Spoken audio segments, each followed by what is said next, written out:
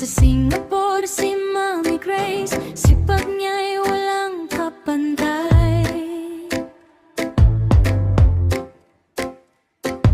Single mom na ulirang tunay, sa vlog niya'y saya ang alay. Sa Pinas may